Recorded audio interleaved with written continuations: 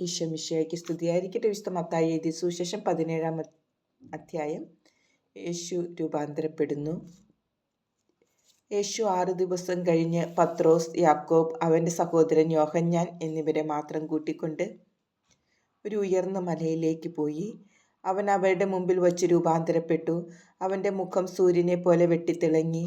അവൻ്റെ വസ്ത്രം പ്രകാശം പോലെ ധവളമായി. മോശയും ഏലിയായും അവനോട് സംസാരിക്കുന്നതായി അവർ കണ്ടു.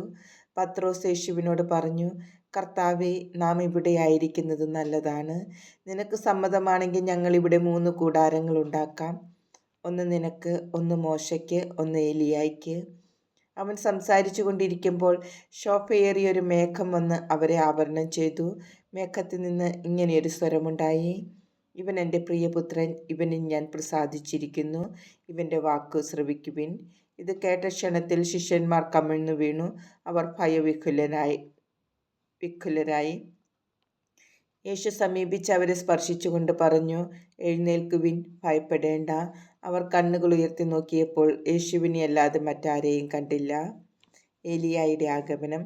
മലയിൽ നിന്ന് ഇറങ്ങുമ്പോൾ യേശു അവരോട് ആജ്ഞാപിച്ചു, മനുഷ്യപുത്രൻ മരിച്ചവരിൽ നിന്ന് ഉയർപ്പിക്കപ്പെടുന്നതുവരെ നിങ്ങൾ ഈ ദർശനത്തെപ്പറ്റി ആരോടും പറയരുത്.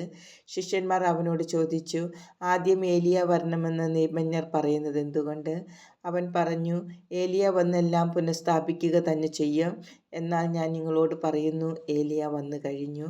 എങ്കിലും അവർ അവനെ മനസ്സിലാക്കിയില്ല. തങ്ങൾക്ക് ഇഷ്ടമുള്ളതെല്ലാം അവർ അവനോട് ചെയ്തു. അതുപോലെ മനുഷ്യപുത്രനും അവരിൽ നിന്ന് പീഡകളേൽക്കാൻ പോകുന്നു. സ്നാപക യോഹന്നാനെ പറ്റിയാണ് അവൻ തങ്ങളോട് സംസാരിച്ചതെന്ന് അപ്പോൾ ശിഷ്യന്മാർക്ക് മനസ്സിലായി. അപസ്മാര രോഗിയെ സുഖപ്പെടുത്തുന്നു. അവർ ജനക്കൂട്ടത്തിൻ്റെ അടുത്തേക്ക് വന്നപ്പോൾ ഒരാൾ കടന്നു വന്ന് അവൻ്റെ സന്നിധിയിൽ പ്രണമിച്ചുകൊണ്ട് പറഞ്ഞു, കർത്താവേ, എൻ്റെ പുത്രനിൽ കനിയണമേ. അവൻ അപസ്മാരം പിടിപെട്ട് വല്ലാതെ കഷ്ടപ്പെടുന്നു. പലപ്പോഴും അവൻ തീയിലും വെള്ളത്തിലും വീഴുന്നു.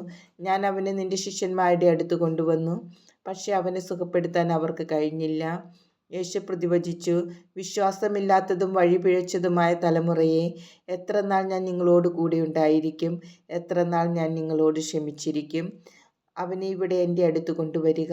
യേശു അവനെ ശാസിച്ചു. പിശാച് അവനെ വിട്ടുപോയി. തൽക്ഷണം ബാലൻ സുഖം പ്രാപിച്ചു. അനന്തരം ശിഷ്യന്മാർ തനിച്ച് യേശുവിനെ സമീപിച്ച് ചോദിച്ചു, എന്തുകൊണ്ടാണ് അതിനെ ബഹിഷ്കരിക്കാൻ ഞങ്ങൾക്ക് കഴിയാതെ പോയത്? യേശു പറഞ്ഞു, നിങ്ങളുടെ അല്പവിശ്വാസം കൊണ്ട് തന്നെ.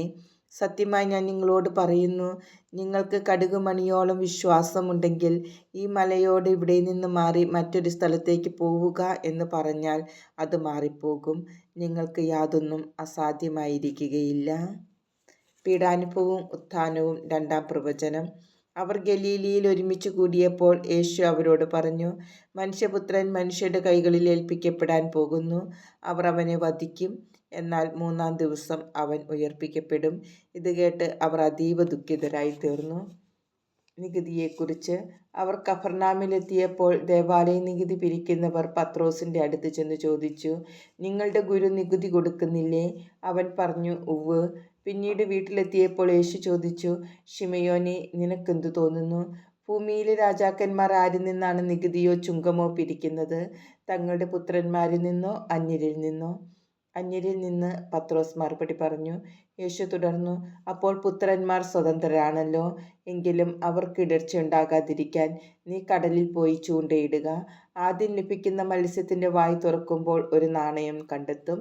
അതെടുത്ത് എനിക്കും നിനക്കും വേണ്ടി അവർക്ക് കൊടുക്കുക.